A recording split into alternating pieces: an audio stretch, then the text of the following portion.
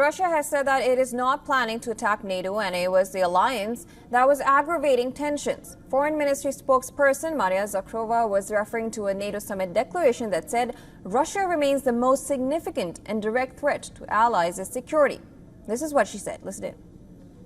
The second point that I would like to draw your attention to is that the final declaration that was adopted at the NATO summit in Washington, which was held from July 9th to 11th, Russia was once again called a threat to the group, a direct quote in all operating environments for long-term perspective. This is not so.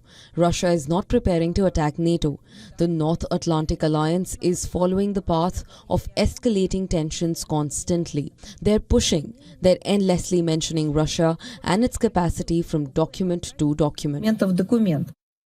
Western leaders have repeatedly said that President Vladimir Putin will order his military to go further and attack NATO countries in Central and Eastern Europe if he is not stopped in Ukraine. Meanwhile, Russian President Vladimir Putin met with the Moscow-installed governor of the Zaporizhia region in the Kremlin. During the meeting, Putin told the governor that the main focus in Zaporizhia was security of the nuclear power plant. Putin accused Ukraine of conducting strikes against the nuclear plant. He adds that a lack of attention to this from the forces that support Ukraine is a big mistake on their part.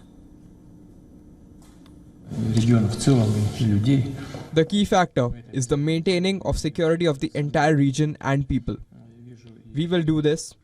We will manage it without a doubt. I see the things that need to be addressed that are connected to the security. First of all, this is the security of the Zaporizhia nuclear power plant. The fact that the enemy is conducting direct strikes on the plant requires special attention from our side and unfortunately does not draw attention from those forces that support the Kyiv regime today. This is their big mistake, and we will remember this and talk about this many times.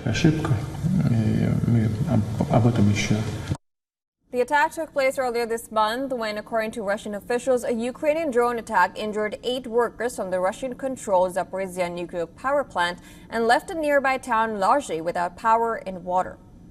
Earlier, UN General Assembly adopted a resolution that demanded that Russia immediately cease its aggression against Ukraine and urgently withdraw its military and other unauthorized personnel from the Zaporizhia nuclear power plant.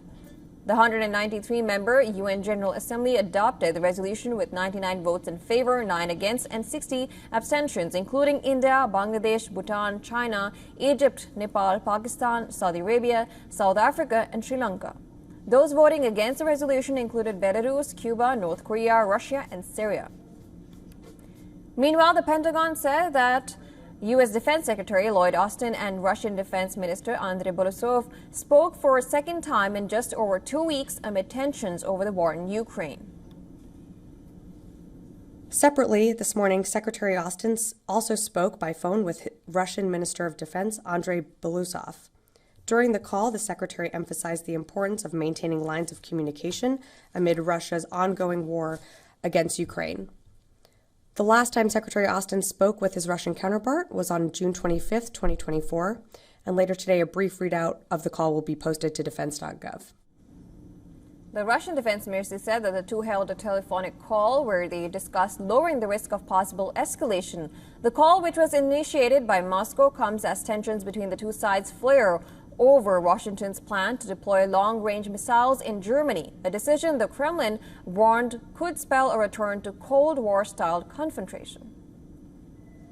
On the battleground, Russia said that its forces have taken control of a settlement in Ukraine, while the Ukrainian side said its forces have engaged in 62 battles with Russian troops. The Russian Defense Ministry said in its reports that its forces took control of the settlement of Voskod in the Donetsk region in eastern Ukraine.